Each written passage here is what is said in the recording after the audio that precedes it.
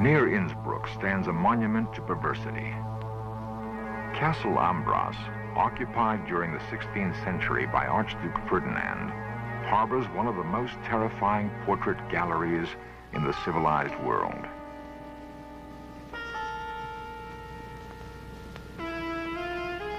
Painted from life, these grotesqueries reflect the offbeat tastes of the collector.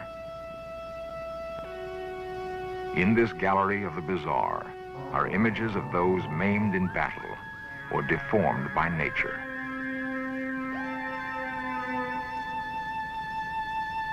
One portrait seems curiously out of place. It's that of a king who ruled not in Austria, but in a land to the east, now called Romania. His brutality earned him the nickname Vlad the Impaler. His real name was Vlad Dracula. Centuries later, Dracula's name and the land he lived in would be used to create a character so unredeemed by human qualities that we still recoil in fascination at his fiendish exploits.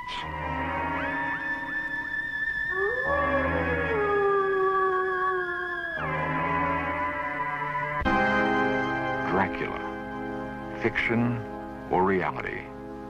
A search for the truth behind the legend.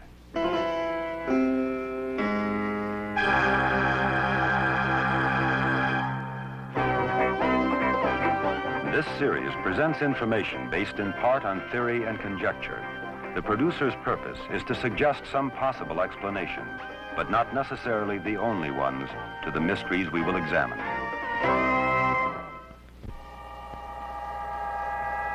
Horror has a special fascination for many, and filmmakers have done their best to exploit that fascination. Audiences have come to know Dracula well.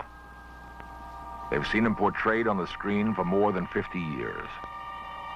There's the black cape, the jutting canine teeth, the demonic eyes and nocturnal lust for blood. But what of the truth behind the legend?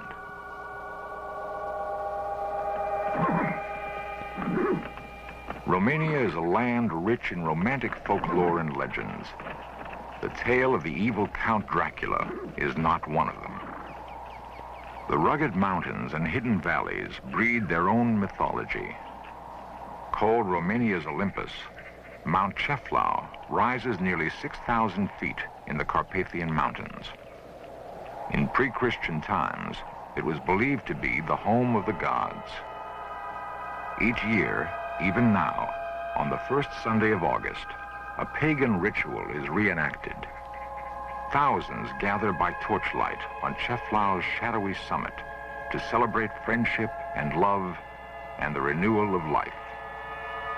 During the rest of the year, Ceflau yields its mysteries to few men.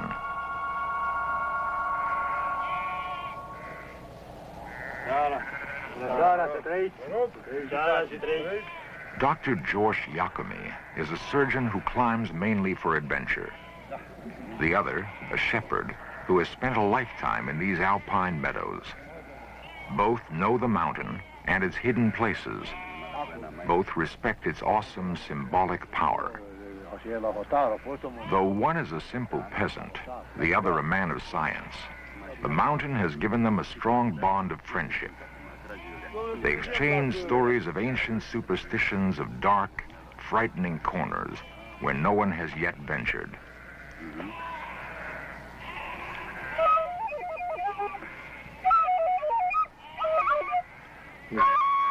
The music seems to recall a distant time in these mountains when ghosts inhabited Ceflau. Legends tell of a 15th century nobleman named Budu who loved the king's daughter, Anna. When he was killed in battle, the grief-stricken Anna asked the powerful witch to bring her lover back from the dead. The witch raised Budu from his grave, but as a ghost. While passing over Ceflau, Budu's ghost was struck by the rising sun, turning him into rock. Till this day, on Ceflau's brooding summit, there is a stone megalith known as Budu's Tower. In the nightmare world of superstition and fear, it often becomes difficult to separate fact from fiction. The familiar story of Dracula is a case in point.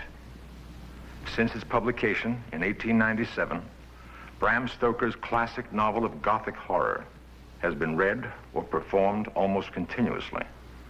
Yet few are aware that the character was based on a real prince of darkness, whose deeds are perhaps more shocking and more terrifying than those of the fictional vampire. Transylvania, stronghold of legend. A place dimly recalled from horror movies as a dark, forbidding region cloaked in superstition and terror. Here, according to popular myth, live the undead, the dreaded vampires who thrive on human blood. Dracula, written by Bram Stoker, perpetuated one myth that has endured for nearly a century.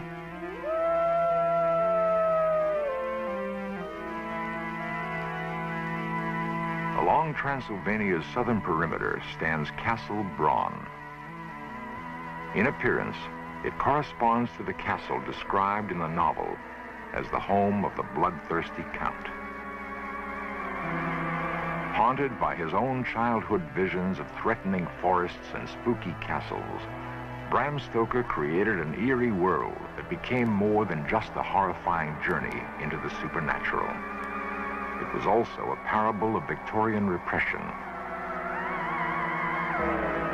Locked inside Castle Dracula's dark walls were hidden passions and secret longings, which erupted into violence and terror.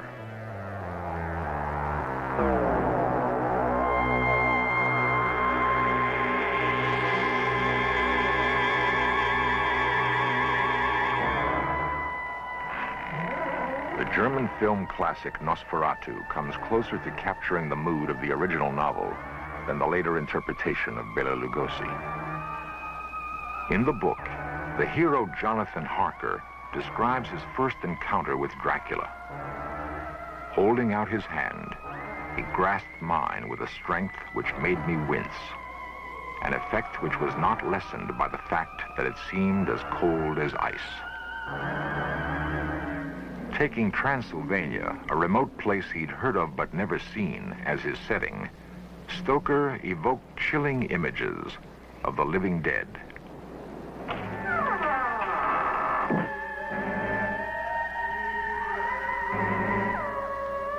Under the shroud of darkness, the fiendish apparition risen from its coffin begins to stalk its human prey.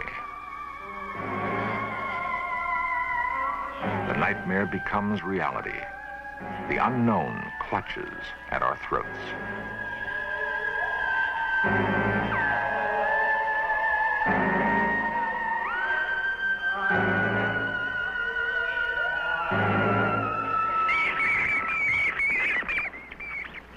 The shrieking of the vampire bat evokes the horror of Dracula.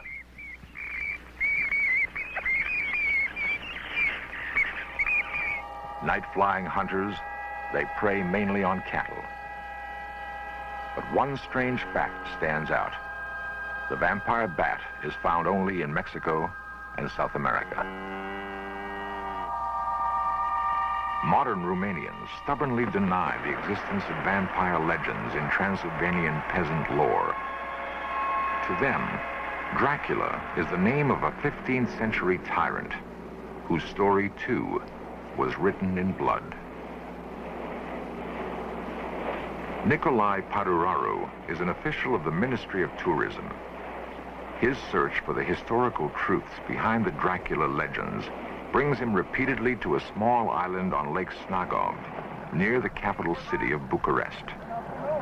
It is on this island that the body of the real Dracula is supposedly buried.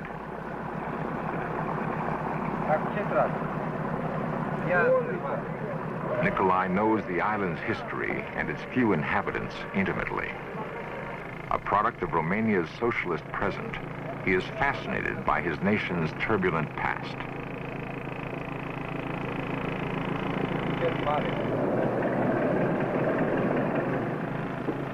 Părinte, Nikolai is greeted by the abbot, who shares his interest in the story of the bloody king who bore the name Dracula. For the two men, the old church has become more than a religious shrine and national monument. Its ancient doors are the gateway to a mystery that for centuries has baffled scholars and historians.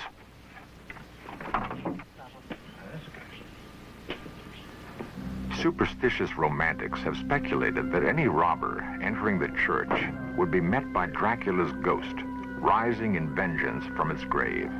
And this, they say, is why he lies buried just inside the door. A more logical explanation was forwarded by archaeologist Dino Rossetti, who uncovered the burial site in the early 30s. The decapitated body was placed in an unmarked grave to prevent vandalism. Saints and kings have begun to fade silently from Snagov's walls.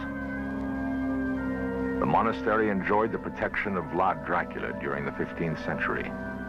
But when one of the priests dared challenge the king's decisions, he was put to death, slowly and painfully.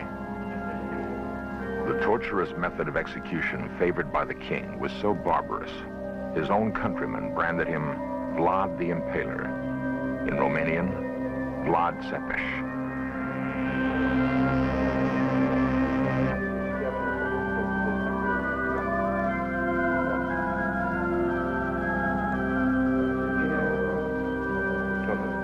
Both men realize that the truth about a man's life is often buried alongside his corpse.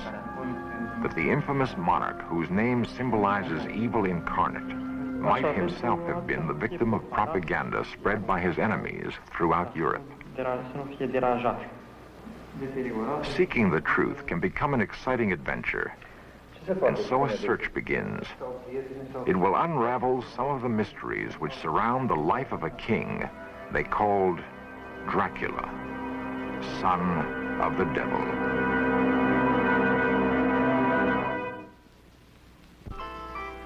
Transylvania, the heart of Dracula country. Transylvania spreads across northwestern Romania in an unbroken chain of fertile hills and sunlit valleys. Here, the princes of Wallachia sought refuge from fierce Muslim warriors who burned their villages, raped their land, and punished captives by mercilessly driving stakes through their bodies. From the Turks, a young Wallachian prince named Dracula would learn all about impalement.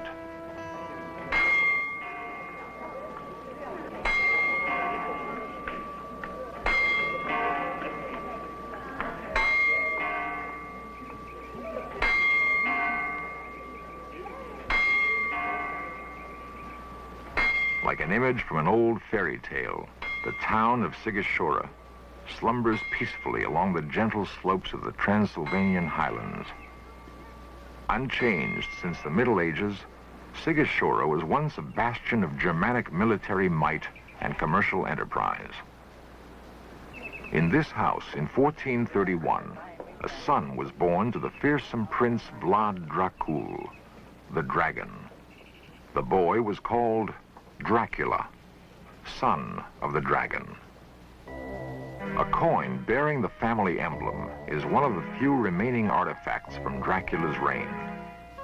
The symbol of the dragon reinforced Vlad's image as a fearless Christian crusader. As his notoriety grew, the name Dracula took on new meaning. Dragon would be increasingly interpreted as devil. Vlad belonged to an age of brutality. The Renaissance, which saw the rebirth of art and learning, also bred new tyrannies, unspeakable torture, and oppression. To understand Vlad's cruelty, we must also understand his world. The nunnery at Sucevița was originally a fortified monastery, protected by walls 20 feet high and 10 feet thick. The traditional wood block, summoning nuns and monks to prayer, may at one time have also been a summons to battle.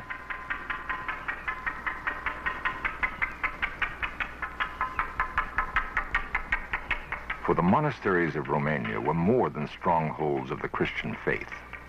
They were part of a formidable defense perimeter to ward off invaders. It's likely that the young Dracula looked out from the battlements of such a monastery, watching men die in the brutal spectacle of war.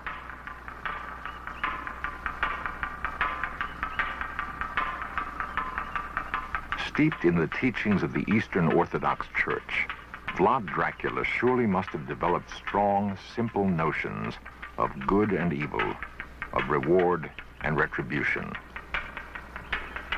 The ladder of virtues, the work of an unknown artist, shows that in the climb toward heaven, few are virtuous enough to reach it. Most topple along the way, headed toward eternal damnation. To a young prince, impressionable and bristling for power, such messages were clear. By punishing evil, salvation could be had. Until the 16th century, Suceava was the capital of the province of Moldavia. Here, Vlad Dracula fled, deposed after briefly assuming the throne of Wallachia at the age of 17. This was the beginning of his second exile. The first time, he'd been sent as a hostage to the Turkish court by his father, a guarantee against war with the Sultan. As Vlad waited in Suceava to take power, he vowed to free Wallachia from Turkish domination and break the power of the nobles and church. In 1456, the second reign of Vlad Dracula began. The greatest threat to his power centered in the German towns of southern Transylvania. Of these, Brasov was the largest. Convinced that her powerful merchants were conspiring with his enemies, furious at their defiance of his trade restrictions, Vlad launched a series of punitive raids against Brasov and neighboring towns, taking a terrible toll of their citizens. How many perished by his command, no one can say. That slow, torturous death by impalement was excessively barbaric, no one can deny. Yet since the only written accounts from that time come from Germany, it's conceivable the atrocity reports were exaggerated. Not so the massacre at Târgoviște, Vlad's capital.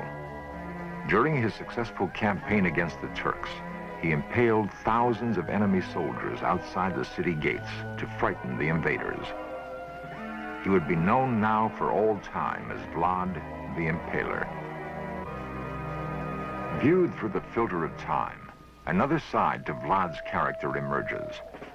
His bold strategies won the admiration of his Turkish opponents, who also regarded him as just and honest.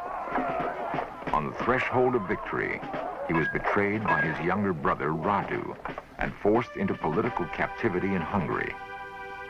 After 12 years, Vlad was restored to the throne by his cousin Stephen the Great. Faces from the present. A few among the 1.5 million who live in Bucharest, Romania's bustling capital. In their city, Vlad the Impaler made his last stand. Not far from the center of Bucharest, with its huge outdoor markets, are archaeological remnants of its past. Layers of history, stripped away, reveal fortifications dating back to the 13th century. Below ground level, there has been unearthed a portion of the original castle built by Vlad Dracula. It was in these haunted surroundings that Dracula planned his last campaign against the Turks. His third and final reign would last only 2 months. On December 14, 1476, he was killed in battle near Bucharest, and according to eyewitnesses, beheaded, perhaps mistakenly, by one of his own troops. Vlad's remains were secretly buried at Snagov. In death's darkness, the prince may finally have found peace.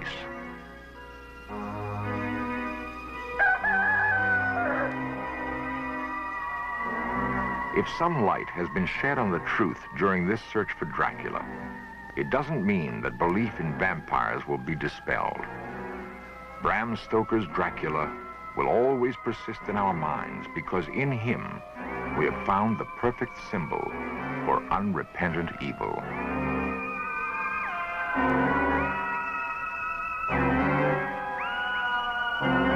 In Nosferatu, Dracula is destroyed by the daylight, dissolving in a puff of smoke. But many would prefer to feel he can still be found, lurking somewhere in the mist-shrouded mountains of Transylvania.